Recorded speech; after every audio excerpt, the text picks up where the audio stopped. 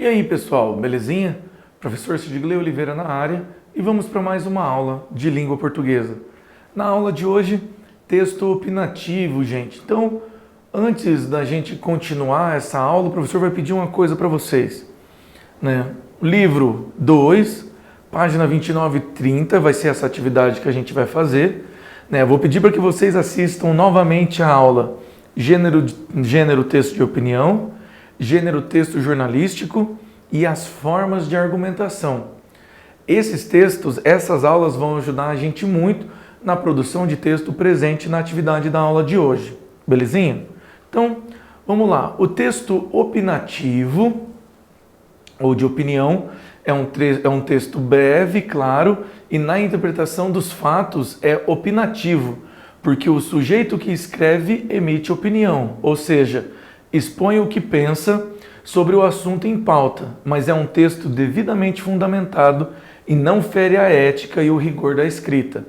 Vejam, é importantíssimo, pessoal, que quando a gente vai fazer um texto opinativo, nós não venhamos a perder o respeito e a ética para com os elementos dos nossos amigos ou o pensamento de outras pessoas. Então não é porque eu não acredito em determinado acontecimento que eu vou diminuir isso no meu texto de opinião. Muito pelo contrário, eu posso tentar promover sim o meu pensamento, não diminuindo o pensamento dos outros, mas sim elevando o meu. Vejam, a partir do momento que a gente cria algo destruindo o pensamento dos outros, diminuindo o pensamento dos outros, eu não estou elevando o meu pensamento, eu estou somente criticando o deles. Vejo que tem coerência o que o professor aqui está falando, justamente porque pensa que você fez algo errado e você vai querer justificar o seu algo errado baseado no que os outros também fazem.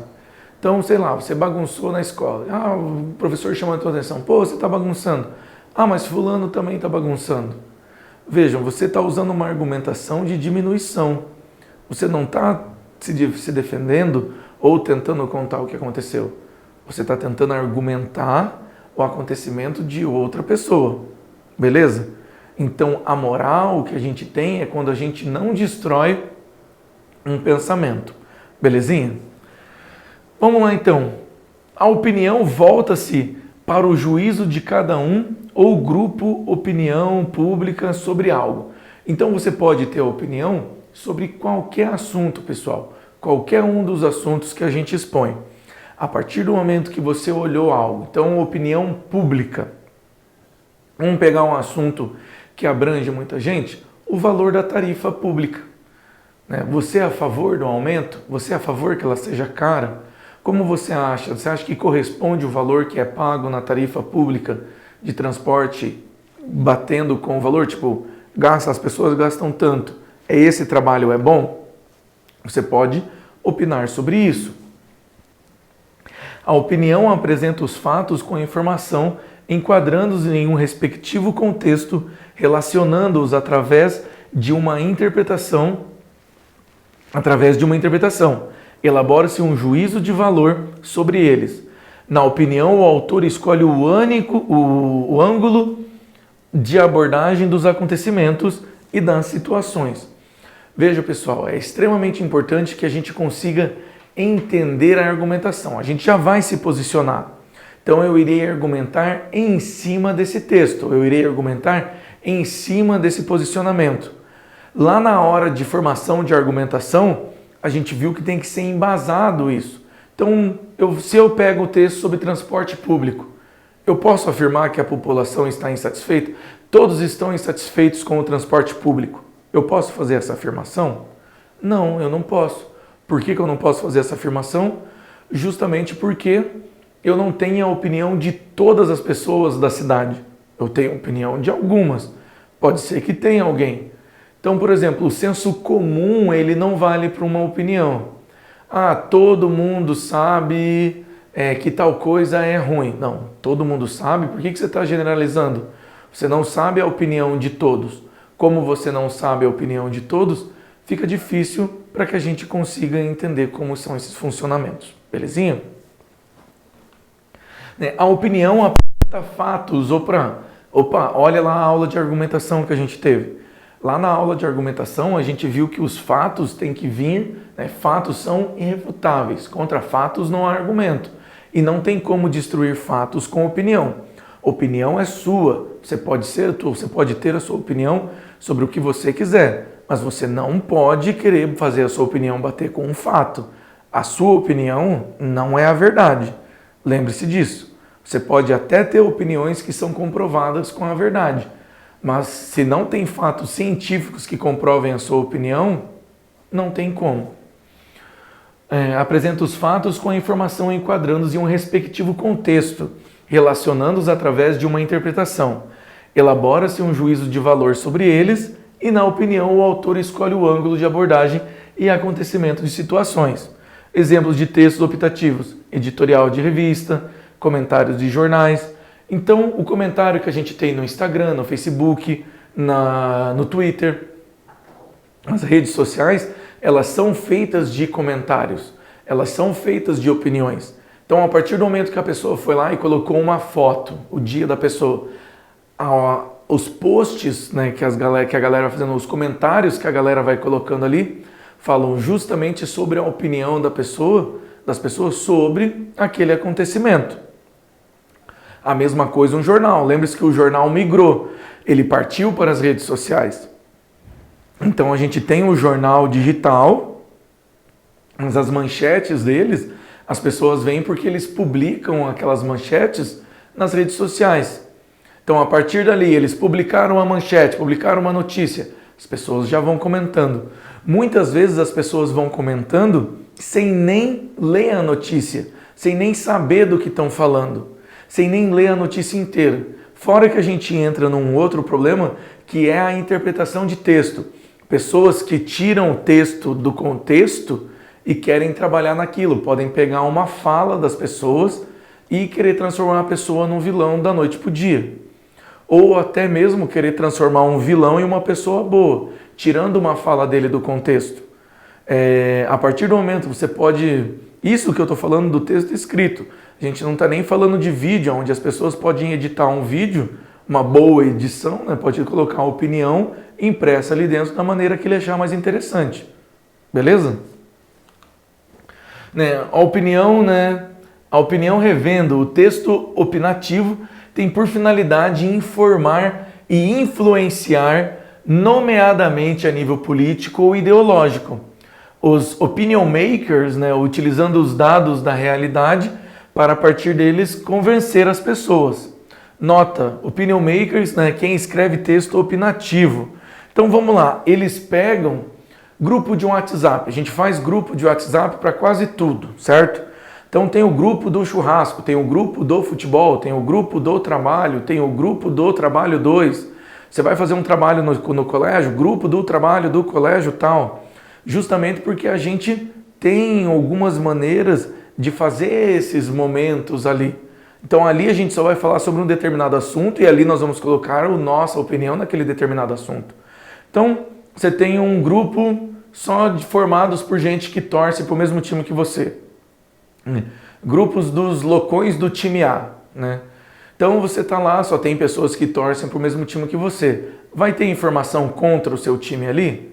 Não, só vai ter opinião a favor, mostrando os prós e os contras do seu time, elevando ele a todo momento. Então é aí que a gente tem que tomar um cuidado, porque a gente não está vendo o outro lado. O grande problema das pessoas que trabalham com opinião, das pessoas que vão ser, esse opinion makers aqui, ele é até os formadores de opinião, é até um elemento muito antigo. A gente prefere hoje em dia chamar de influencers, os influenciadores, quem vai trazer essas informações e vai influenciar as pessoas a determinados momentos. Então, o que a gente precisa entender, pessoal? Justamente que a quantidade de informação que a gente tem vai definir tudo, uma vez que você quer convencer alguém do seu ponto de vista. Então vamos lá. É indispensável haver argumentos que sustentem as ideias centrais, além de uma reflexão sobre o problema proposto. Então, por mais que você tenha colocado uma opinião e você tenha falado sobre um texto, então você simplesmente está falando sobre a produção de um texto, né? Não, você está falando sobre uma opinião, sua opinião sobre um determinado acontecimento. Você pode tentar dar uma solução, por mais que você não tenha o conhecimento. Se ele vai ser aceito ou não, vai depender de outras pessoas, certo? Então vamos lá. Vamos ler o texto, Tecnoescravo, nas páginas 29 e 30. Então, peguem lá a apostila de vocês, pessoal.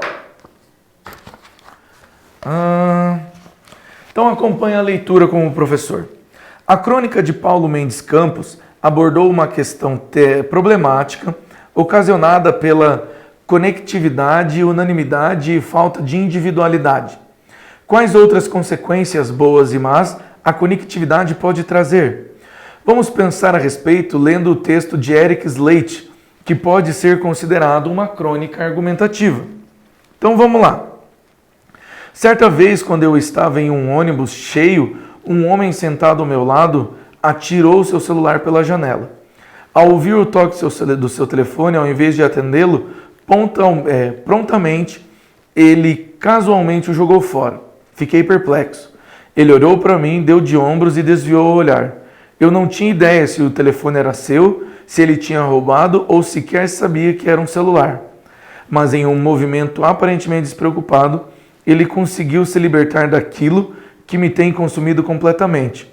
Quando meu celular toca, uma vibração incessante e aborrecida me rouba a atenção imediatamente e praguejo, mas sou incapaz de ignorá-lo, seja no meio de uma conversa, no chuveiro ou dormindo profundamente. O ressonar do telefone me causa tal pânico e excitação que sou compelido a atendê-lo. Então vejam, pessoal, vira a página ali, lá na página 30 tem a continuação. A pressão para responder imediatamente ao pulso ou ao chamado deixa os tecnoescravos ansiosos por receber uma mensagem, leva-nos a afastar a tentativa de obter um melhor sinal ou lidar com a urgência do momento como se fosse uma situação de vida ou morte. Escreve Gerald Celent, editor do jornal The Trends Journal. E com que propósito? Para fazer alô, criar intrigas e resmungar ou fazer negócios pelo telefone. A tecnologia deveria libertar das amarras do trabalho e nos dar mais tempo livre. Para fazer, no entanto, vem acontecendo exatamente o oposto. Uma pesquisa realizada em 2005 pelo Ledger Marketing para o jornal de tecnologia Computing Canadá mostrou que para a maioria das pessoas tecnologia significa mais trabalho e menos tempo para com as famílias. Sejam celulares, Blackberries, videogames ou e-mails, nós nos tornamos uma cultura escravizada pelos nossos eletrônicos. À medida que as pessoas mergulham ainda mais seus equipamentos, cientistas e psicólogos começam a considerar a dependência tecnológica um grande problema de saúde pública, colocando na mesma categoria do alcoolismo, o vício em jogos e em drogas. O estresse criado por esse vício ter gerado em uma vítima artrite, enxaquecas e úlcera. Essas dependências físicas vêm causando ainda excesso de peso, problemas de coluna e de pele.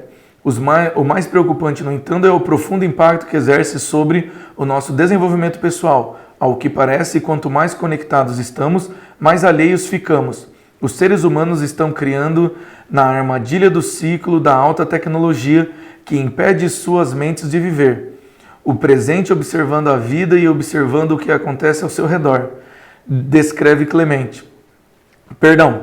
Celente. Enquanto a tecnologia tem alterado radicalmente a vida externa, ainda não atingiu nada tangível, capaz de melhorar a vida eterna de pessoas, valores morais, emocionais, filosóficos e espirituais. Observando com um olhar vazio a tela do computador por horas a fio, às vezes chego a me perguntar se há contido naquele labirinto tecnológico alguma mensagem secreta. No entanto, não importa o quanto eu olho, termino sempre encontrando a mesma resposta. Estou aprisionado. Então vamos lá, pessoal. Vejam as orientações que nós temos ali logo abaixo. Qual é a sua opinião a respeito da conectividade? Qual o impacto ela tem em nossas vidas? Escreva um texto opinativo sobre o tema liberdade e conectividade no mundo atual. siga essas dicas. Então vamos lá.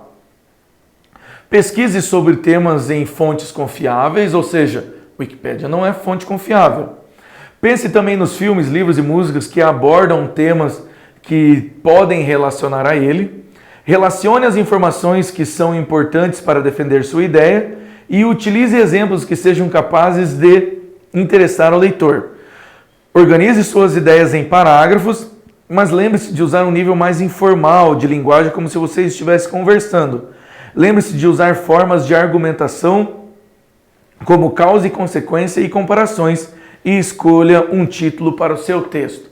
Veja, pessoal, esse texto, por mais que ele seja antigo, uma vez que ele cita BlackBerry, a geração de vocês não deve nem saber o que é um BlackBerry, né? Ele era um celular bem antiguinho, mas que era moderno lá no 2007, 2008, 2009, 2010. Né? O BlackBerry ele era um must-have da época, né? A galera queria ter. Então, só que ele era, né, ele tinha aqueles botões, ele era um palm, né, um palm top. Você queria conversar com as pessoas, mandar e-mail. Hoje em dia você consegue fazer isso, né, muito mais nos nossos celulares. Mas vejo que essa interação é muito importante, justamente porque fala com a opinião de vocês. Vocês são quem está conectado o tempo todo, seja para o celular, seja nas redes sociais, o tempo todo vocês estão utilizando essas redes. E isso torna elas mais impressionantes. Beleza? Pessoal, uma boa produção para vocês. Muito obrigado e até a próxima.